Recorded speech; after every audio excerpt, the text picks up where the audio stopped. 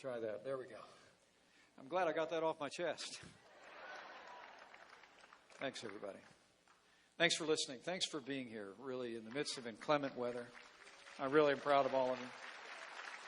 And I'm particularly honored. I like those Make America Great Again hats, but the hats I like the most are the ones that bear the insignia of the Armed Forces of the United States. Would our veterans please stand up, the men and women who have served in the uniform of the United States, and allow us to say thank you. Thank you for your service. Perfect. Thank you, man. Thank you. Thank you. Thank you, men and women. Thank you. And we got some folks with some microphones out there. Anything you want to know, we'll go boy, girl, how about? Let's start with this girl in the front row. She started a couple rounds of applause. I owe her one. Hi. What's your name? Rebecca. Hi, Rebecca. Hi.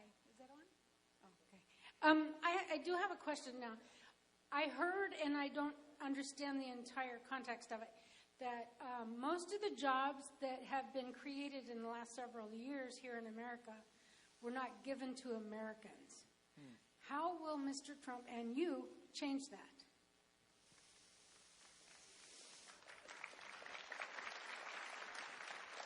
Well, what I can tell you is whatever the statistic is there, we have real challenges in the economy in this country. I mean, the morning after Hillary Clinton gave her address, the rosy presentation of America, official Washington, D.C. announced that we have the slowest economic recovery since 1949.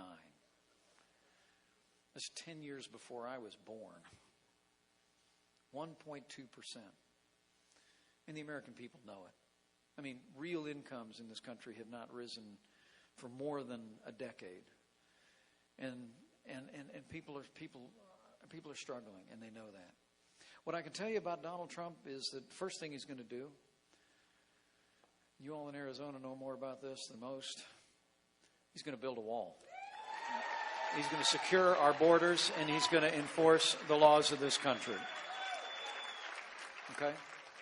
But the second thing we're going to do, and he's got a big speech coming next week, Rebecca, be ready for it. I'm going to lay out an economic plan that's going to, not like Hillary Clinton's plan. Hillary Clinton's plan that she just described in her speech was more of the same, stimulus spending and green jobs and all the failed policies of this administration. What you're going to hear Donald Trump describe next week is our policies that are based on lower taxes, cutting regulation, repealing Obamacare, and having trade deals that work for working Americans. Okay? So be ready. It's coming. It's coming. And we've got to, other than the security of the people of this country, the prosperity of this country is on the ballot. So thanks. Great question. Okay. Next up. Okay. Go ahead. What's your name? Maggie. Hi, Maggie. Same along lines with the economy, but looking at there's tons of homeless individuals as well as homeless vets. And looking how, the philosophy of the party has been, pull yourself up from the bootstraps. Sure. But with the last 8 years being so without boots even. So how are those folks going to be able to make themselves prosperous or helping them be out of the homeless situation? Well, it is number one, it's a wonderful question. Thank you for your heart.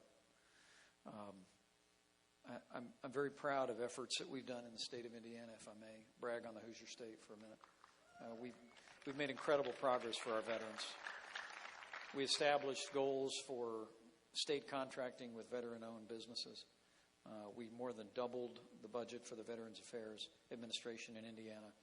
And the statistics just came out. My home state of Indiana has the second lowest unemployment rate for veterans in the United States of America.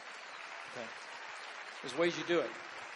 There's ways that you do it. One of them is licensing. I mean, recognizing we have veterans, Operation Iraqi Freedom, Operation Enduring Freedom, who've come home, who are certified in a broad range of technical areas. But one of the things we've been doing in Indiana, we need to do more of in this country, is make sure that when you get certified in the military to operate a truck or to work certain equipment, that when you come home, that certification applies to the private sector in this country. Okay? And that's worked in Indiana. It's worked in Indiana. But the other thing, too, the last thing, too, is when you talk about persistent homelessness, I mean, part of the challenge is just making sure that people have access to care.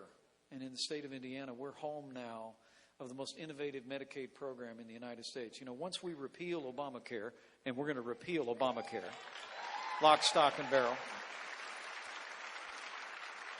One of the things that's been proposed for years on Capitol Hill, and Donald Trump and I have talked about it, is block granting Medicaid back to the states and allow states like Arizona to do what, frankly, Indiana's done a good portion of right now, and that is redesign Medicaid so that it works for men and women at the point of the need. I mean, we have a program, you can look it up, called the Healthy Indiana Plan, that's literally enrolled people who now are making a monthly payment into a health savings account. First time in the history of Medicaid that's happened on that scale. People are taking greater ownership of their own health care. They're going to see their own doctor instead of waiting to see the emergency room. And I have to believe in my heart of hearts that access to primary care and better health leads to better economic futures for people as well. So for our veterans, we can do more, but I truly do believe that we can improve these programs by sending them back down to the states and allowing people to be flexible and building it all on personal responsibility. Yes, right here. Hi, my name is Mary Kay Nelson. Hi, Mary I'm Kay. a retired social service worker that speaks Spanish and English, and I worked 37 years in Arizona with the Hispanic people. Great. And I was wondering if you had any plan to try to get that vote. Well, we do. I have to tell you, I think Latino and Hispanic Americans care as much about safety and security as every American, right? And they care as much about jobs and opportunities and quality schools as every American. And let's carry that message. Let's carry that message boldly into that community. And let's carry it with a celebration of the cultural diversity of this country. You know, my grandfather was an immigrant, right? He went through Ellis Island. I mean, other than the Native Americans among us who we cherish, our fellow Americans, all of us are descendants from people that came from somewhere else. And so let's celebrate the diversity of this country and make people hear our hearts as much as they hear our minds for security and prosperity. Hi. Yes, sir. Governor, one of the things that I guess I'm the most concerned about in America today is our educational system. Mm-hmm. When I grew up, as a young man, as a boy, I had history classes, civics, and it was more than one paragraph on Abraham Lincoln. Today, it seems, the institutions of learning are not really institutions of learning that much anymore, but more of it institutions of indoctrination and political correctness. So what can you and Mr. Trump do to help in that situation for us? That's great. And did I get your name? Steve Bennett. Steve, thanks. And thanks for your service, Steve, very much. Navy guy.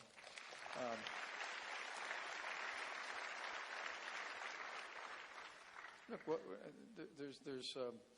there's nothing that ails education. And let me tell you, where'd my wife go? Is she handy? She's fine. Karen Pence, school teacher, 25 years in the classroom. Okay. Awesome. Yeah. I always tell people there's two things about education that I know, and I know Donald Trump believes this passionately, Steve. Number one, education is a state and local function that should be controlled by parents and teachers and administrators here in Phoenix and in Arizona and not in Washington, D.C. Period. It's not a new thought for me.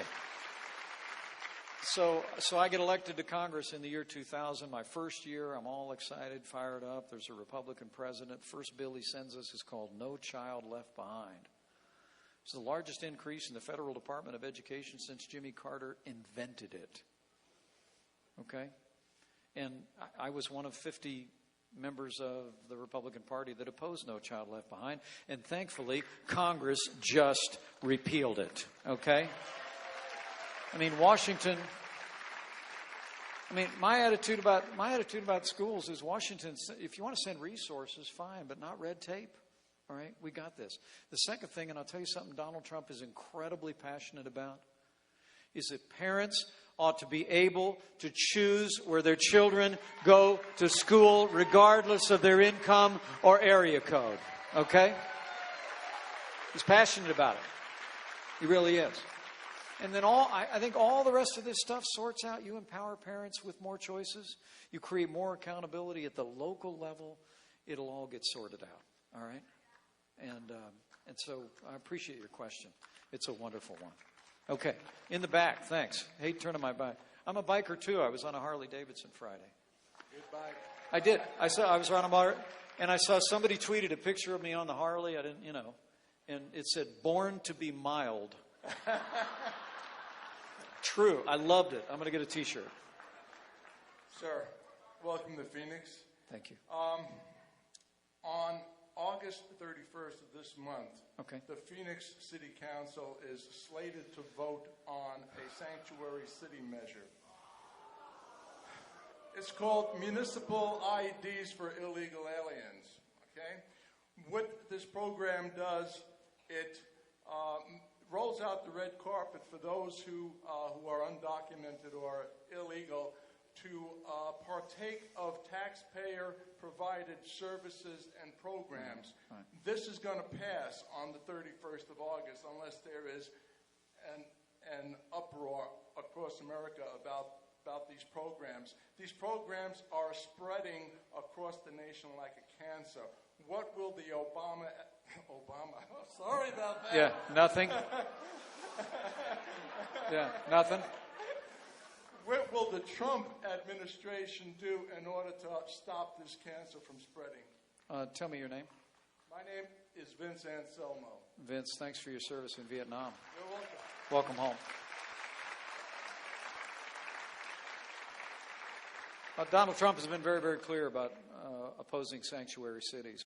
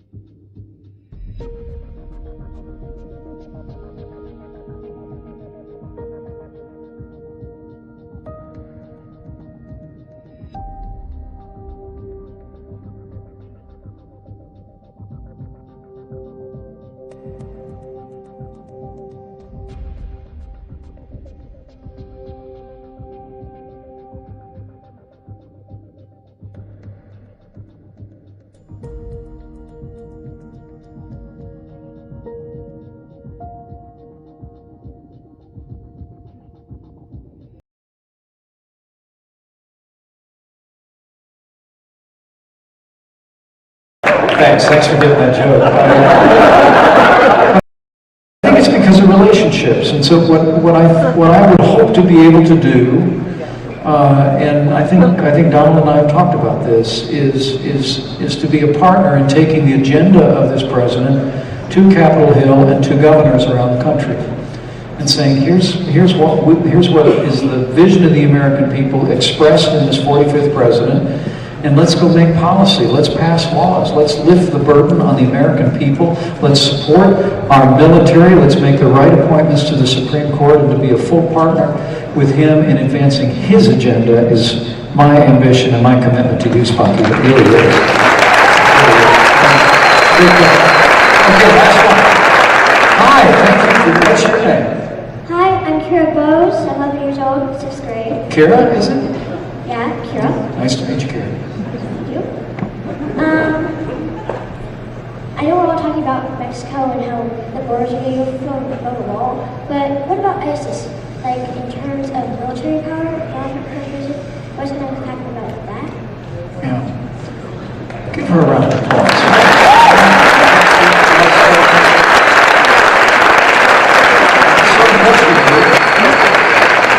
I really am. I'm very impressed with you. Well done. It's a wonderful question. It really is. Back when I was actually in Washington, D.C. on September the 11th, I saw the smoke rise from the Pentagon. I visited New York City and went to Ground Zero a week later. And I saw the piles of smoldering debris.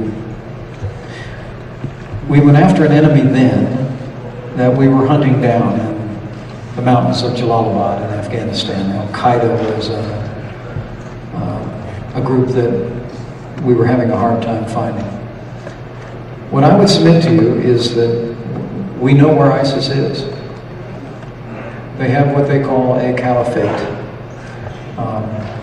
And I want to promise you, when Donald Trump becomes president of the United States, we're going to rebuild our military, give the men and women in uniform the resources they need to hunt down and destroy ISIS and make our safe.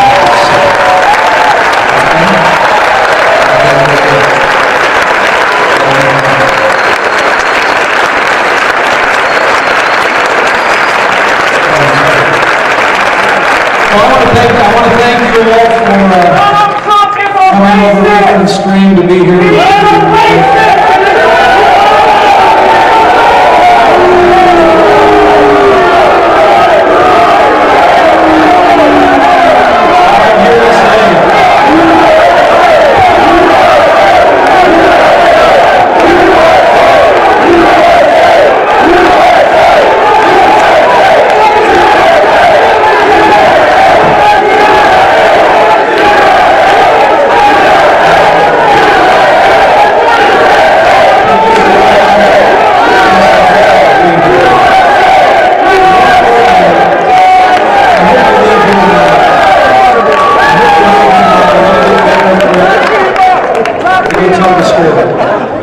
Because I want to promise all of you that what you say to a neighbor and friend, stopping somebody at the drugstore, saying, I ran into Mike and saw Mike and Karen when they were in Phoenix. I've been listening to Donald Trump. And just help people to cut through all the noise and explain to them what the stakes are in this election.